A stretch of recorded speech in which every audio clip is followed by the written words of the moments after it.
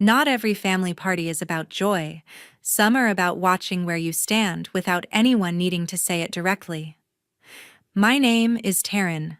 I am 27 years old, and the night of my brother's promotion party was the first time I understood how easily respect can disappear when it is spoken about without kindness. I watched my father stand up slowly, holding his glass, smiling in a way that looked proud, but felt cold. His voice carried across the room without hesitation. I am proud of what Thomas has become. He represents success, discipline, consistency, everything a family wishes for. People around us nodded. A few smiled wider. Then he looked around the room, paused for a moment, and added with a softer but sharper tone. Not everyone manages to live up to that level. That silence was not empty. It was aimed. My brother did not miss the moment. I saw his mouth curl into a smile before he turned his head toward me. He leaned forward slightly, enjoying every second, and said clearly so everyone could hear, "Are you the one he means? Or should I make it easier for everyone in here?" The room reacted instantly. Laughter was loud, careless, and fast. I didn't raise my voice. I didn't tremble. I looked straight back at him and replied calmly, "Give me 30 minutes. You'll understand everything." Then I walked out. The next morning, my cousin sent me a message that said she could not believe what happened after I left. If this story feels familiar to you, tap like, subscribe to the channel, and tell me in the comments what you would do in my place. Back when I still shared the same walls with them, life inside our home followed quiet rules that no one ever needed to explain, because everyone already knew exactly who mattered and who blended into the background, and I understood my place long before I could put language to how it felt. My brother Thomas was never announced as the priority, but every important decision somehow bent naturally in his direction without anyone needing to discuss it openly. When plans were made, his schedule shaped them. When conversations turned serious, his voice held weight. When something had to be chosen, the choice seemed to arrive before anyone asked for my opinion. I noticed it early, although I never spoke about it, because speaking would have meant turning a silent truth into something uncomfortable for everyone else, and discomfort was treated like a problem that needed to be erased rather than understood. Mom carried herself like peace was the highest goal in our home. She rarely argued. She rarely challenged. Instead, she smoothed over moments, softened tones, redirected tension away from the person who caused it, usually toward the person who could handle silence better. I learned which parts of myself were welcome, which parts needed to stay hidden, which words should be swallowed before they reached the surface. Over time, I stopped offering ideas unless someone asked directly, because offering them freely only made the quiet in the room feel heavier. Dad valued calm above everything, but his version of calm meant avoiding conflict rather than solving it, which made it easier to let things stay unspoken than to risk turning a pattern into an argument. I understood quickly that pushing back did not change outcomes, it only changed the temperature in the room, and I was always the one expected to cool it down. I adjusted without protest, not because I agreed, but because survival inside that home depended on knowing when silence was safer than truth, and when truth only created distance instead of understanding. I grew familiar with being the one who listened while decisions moved past me, with being the one who nodded while stories were told without my input, with being the one who adapted instead of being considered. It did not feel cruel in a loud way. It felt subtle. It felt normal. It felt like the air of the house, something that wrapped around you so quietly that you did not realize how tightly it was holding your breath, until even breathing felt like something that needed permission. Over time, I stopped expecting to be included and started expecting to understand things from a distance. I became good at observing tone shifts, facial changes, small pauses, learning how to exist by reading what was never said out loud. That role did not arrive through an argument or a clear moment. It formed slowly through repetition, until I realized that participating was never something I was trained to do, only watching, only adjusting, only staying quiet enough to remain unnoticed. The tension in our home never exploded. It stretched quietly across years, never loud enough to break the walls, but strong enough to teach me exactly where I was allowed to stand and how small my space was meant to be. A few weeks before the party, my life shifted in a way that never showed on the surface because nothing collapsed, nothing exploded. Yet a quiet truth began to separate what I believed from what was actually real. My best friend Jordan worked near systems that occasionally brushed against corporate records. Although we had always kept a clear line between friendship and professional boundaries, because neither of us wanted our loyalty to turn into something dangerous. That evening felt different because Jordan arrived without jokes, without distractions, carrying a kind of calm seriousness that settled into the room before any words appeared. We sat side by side in silence for a while, not in fear, not in shock, but in quiet understanding that something heavy was about to be placed between us.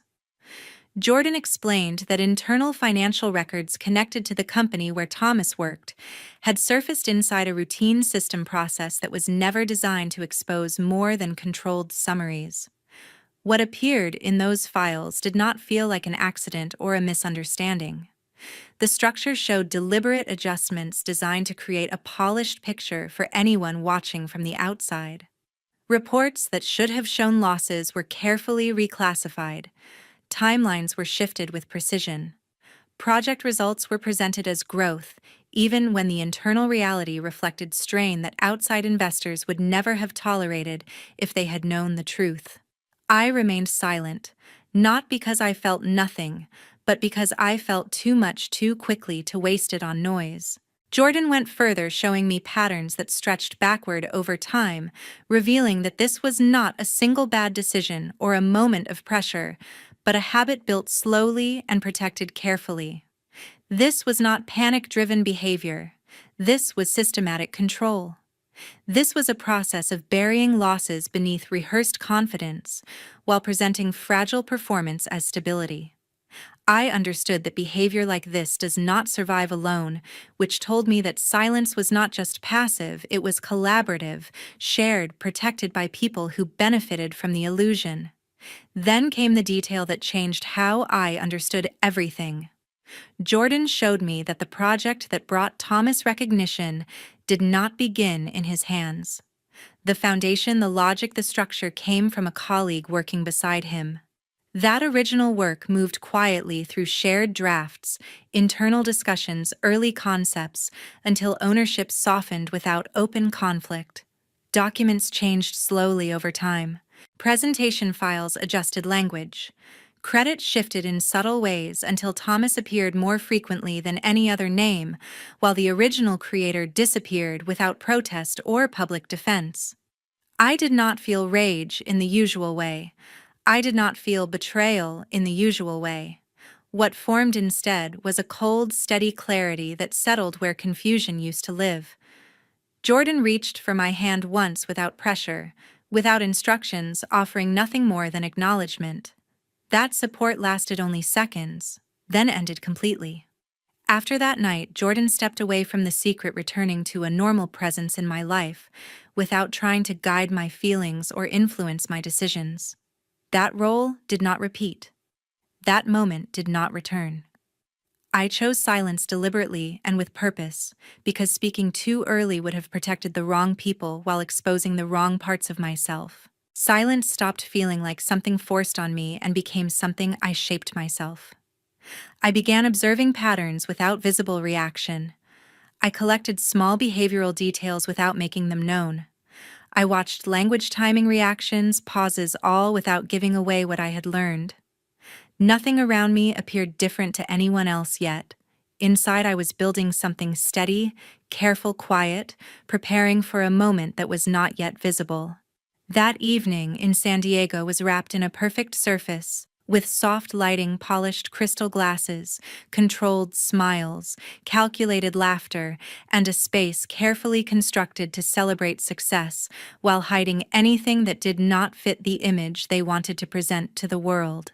It was the first time I stepped into a space like that, while Thomas was already surrounded by people eager to touch his shoulder, shake his hand, hold his attention, as though standing close to him made their own lives feel more valuable in the eyes of others. The scent of expensive perfume moved lightly through the air, the warmth from freshly served food spread across the room. Polished wooden surfaces reflected the light, while ambition quietly filled every corner of the space, disguised by conversations that sounded polite but carried very little truth.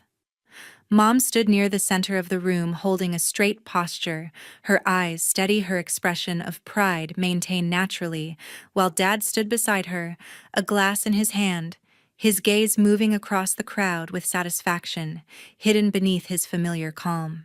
Someone gently tapped a glass, a sound soft enough not to break the atmosphere, but clear enough to draw the attention of the entire room, causing conversations to slowly fade as eyes turned toward the center where the most anticipated moment was about to unfold. Dad was the one who spoke, his voice low, clear, steady enough to travel across the room without needing to be raised. "We're so proud of Thomas, not like someone who always fails." Mom nodded slightly beside him, her smile unchanged, her eyes never wavering, as if everything just said was something obvious that did not require reflection. Thomas did not react immediately. The corner of his mouth lifted slightly, not in a friendly way, but with a carefully restrained expression of mockery. He turned to look at me slowly, his gaze sharp and calm, carrying a sense of control, as if only two people existed in that crowded room. He spoke slowly, each word clear, without needing to raise his voice. "Is that person you?" The whole room burst out laughing. It was not the kind of laughter born from discomfort or surprise, but a relaxed, careless sound full of the assumption that cruelty was a natural part of the atmosphere here. Crystal glasses tilted gently, shoulders shook, a stray clap echoed somewhere, as if this moment deserved approval rather than being questioned. From another corner of the room, a voice rose loudly enough to be heard.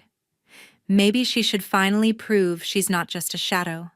The sound in the room dropped lower, small whispers appeared, eyes began to shift, no longer avoiding, no longer hiding, as if everyone wanted to watch the way I would break.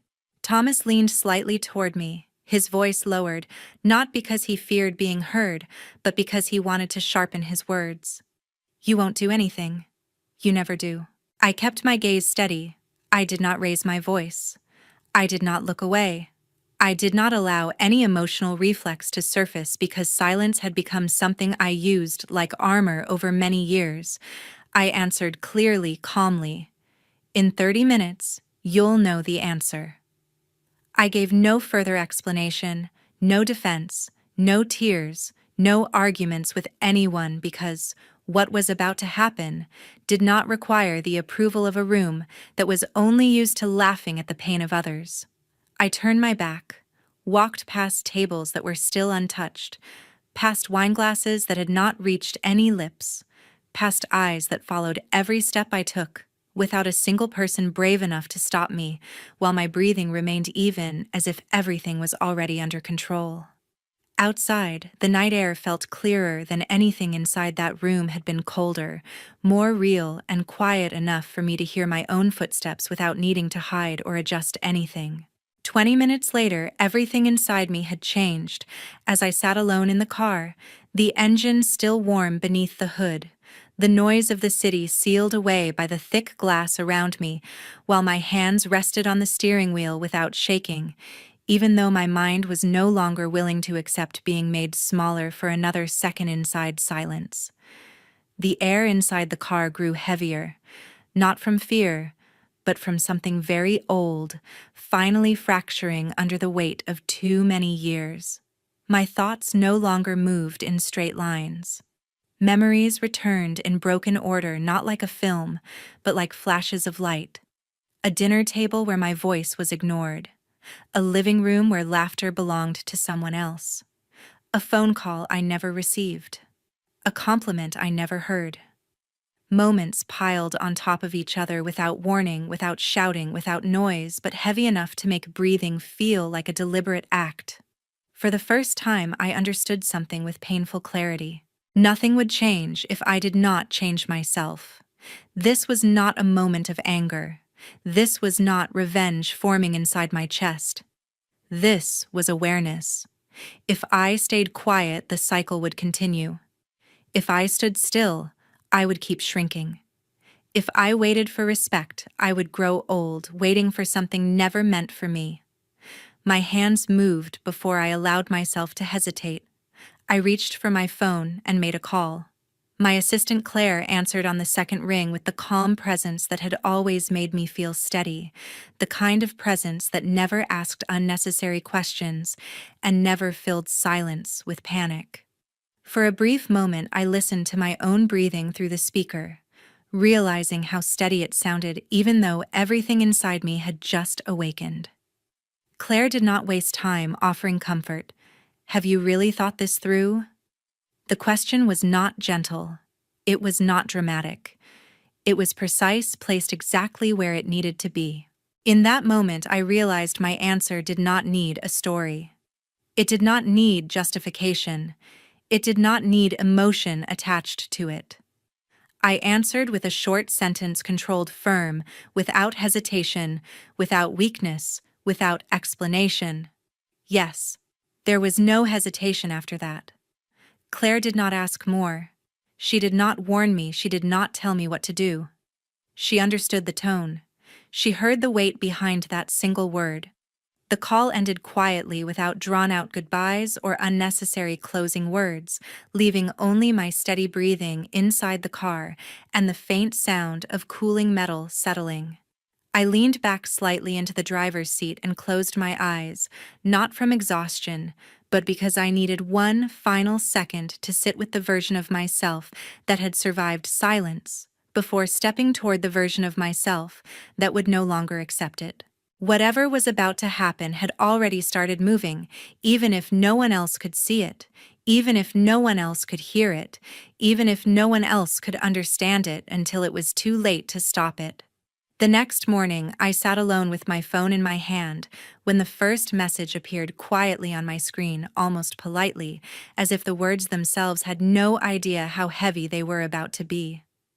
The message came from my cousin Lena, and for a brief moment I stared at her name before opening it, even though I already understood that what was inside would not belong to imagination, but consequence. Lena did not begin with a question or a greeting. She went straight into describing what happened, typing as if she was still trapped inside the room she was trying to bring back with words. She said the ballroom became calm again a few minutes after I left, people returning to their glasses and familiar conversations, believing the night would continue exactly as planned. Then, without any warning at all, the large screen behind the stage suddenly flickered. According to Lena, at first everyone assumed it was just a technical issue, the kind of failure that happens in luxury venues when schedules are pushed too tightly. The screen turned black for a few seconds, then lit up again, but instead of showing images or videos as expected, it began displaying rows of numbers. Lines of internal data appeared clearly, not blurred, not distorted, aligned neatly in columns that stretched across the entire screen so every guest could see them. Lena said the numbers were not difficult to understand. They were shown directly. Gaps in revenue projections, internal loss adjustments, dates, percentages, and private notes that were never meant to leave secured systems. Mom reacted with panic she could not hide. Lena described Mom's voice becoming sharp repeatedly, asking what was happening, demanding someone shut the screen off, scanning the room desperately for help, while no one reacted quickly enough. She said Mom's hands were shaking as she grabbed Dad as if physical contact might stop the numbers that were already burning themselves into the eyes of everyone watching. Dad stood completely frozen. He did not move at all, his face losing its familiar expression, his mouth slightly open as if he wanted to speak but could not find the right words for that moment. He did not shout or interrupt. He only stared at the screen as if he understood that control had left the room the second those numbers appeared. Thomas tried to leave while losing control of the expression on his face.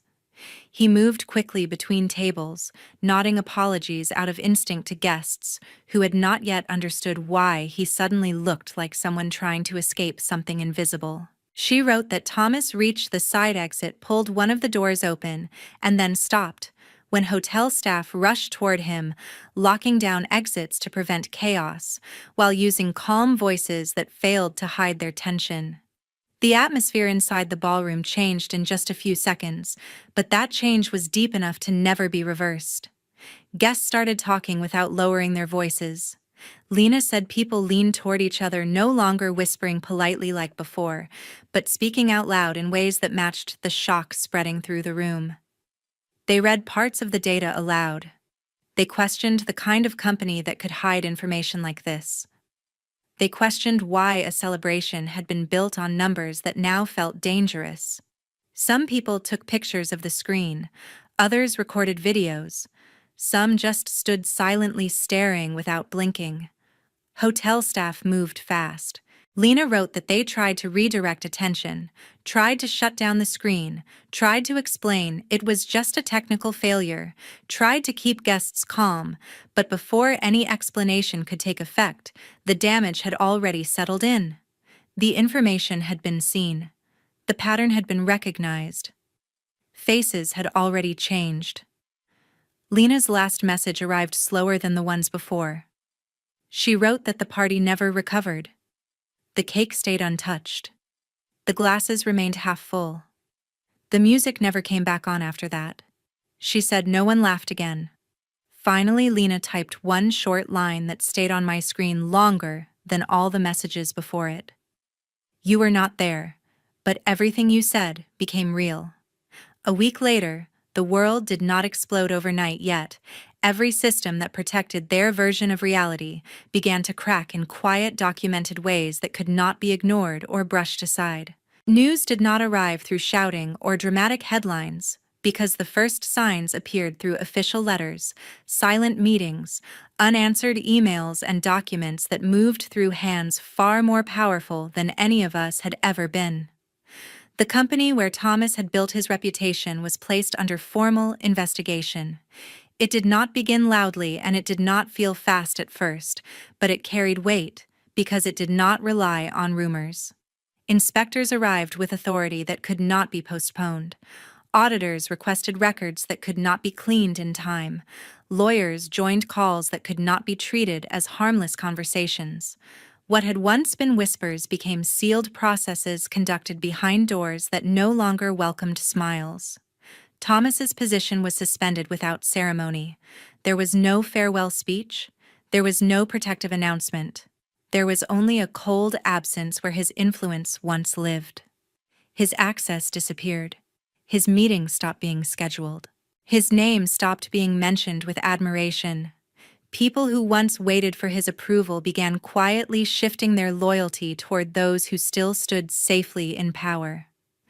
Mom's world changed in ways that could not be repaired by makeup posture or social grace. Invitations stopped arriving. Friendly messages became distant. Conversations that once flowed easily ended quickly, replaced by uncomfortable politeness or complete silence.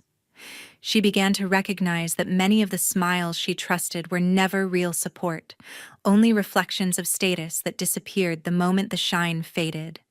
Dad's business relationships cracked under quiet pressure that never needed to become loud. Phone calls were no longer returned.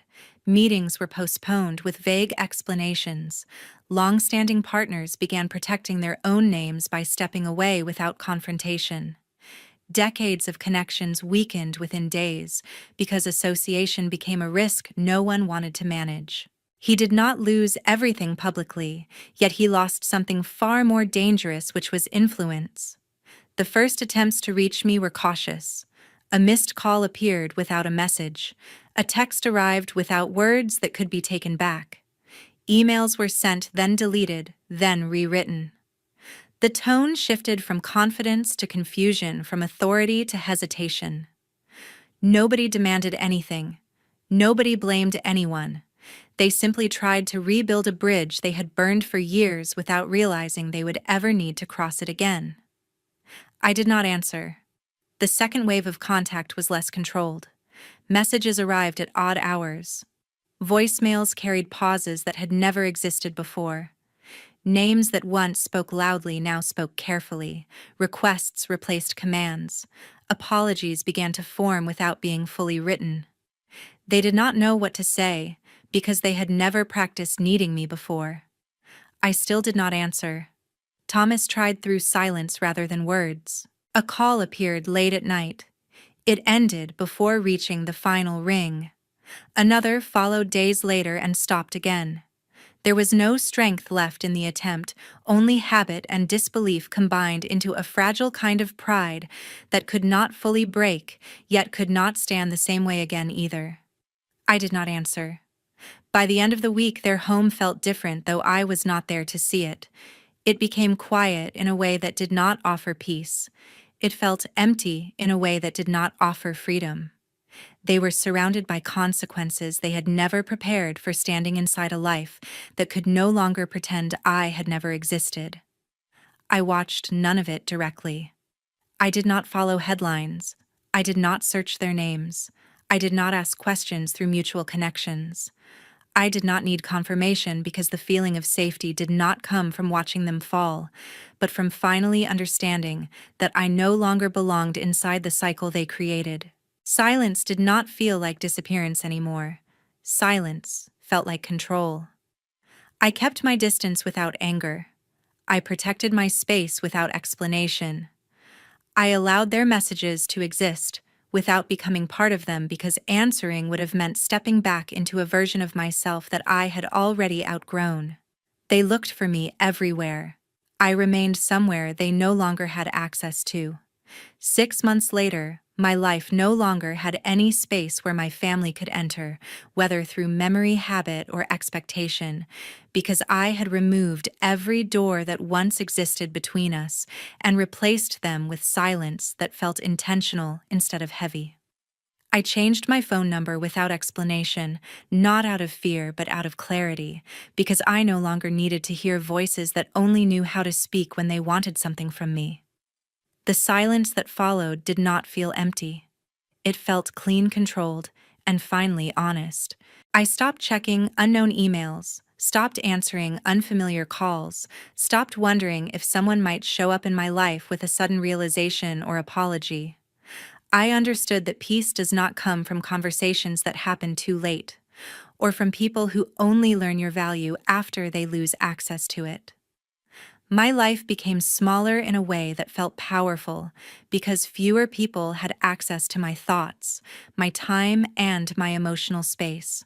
There were mornings when I woke up without tension in my shoulders, without rehearsing conversations that would never happen, without feeling the invisible weight of being ranked, compared, or silently measured against someone else. I began to notice the quiet parts of my life more clearly, like the way sunlight sat softly across my floor, or how the air felt lighter inside my home when I realized no one could enter it uninvited physically or emotionally. I did not look for understanding. I did not look for forgiveness. I did not need closure, because closure often belongs to the people who hurt you, not the people who survive them. I learned that sometimes the kindest thing you can give yourself is a full stop. Not a question mark, not a comma, not a second chance. I existed without explanation, and that was enough. Some people call this coldness. Some call it distance. I call it safety. I built a life where no one could rewrite my worth, where no one could interrupt my peace with old narratives or familiar expectations. I did not become angry. I did not become bitter. I became unreachable, and in that unreachable space, I found something better than reconciliation. I found control. The hardest lesson I learned was that walking away does not make you weak, and choosing silence does not make you cruel. Protecting your peace is not selfish, especially when you have spent years shrinking yourself to make others comfortable. You do not owe explanations to people who never listened, and you do not owe loyalty to people who only valued you when it was convenient for them. Healing sometimes looks like distance, not forgiveness. Thank you for listening to this story and staying until the end. Your time means more than you realize, especially when stories like this reflect real emotions and real experiences that many people quietly live through. If this story connected with you in any way, share your thoughts in the comments. I read them. Your voice matters here.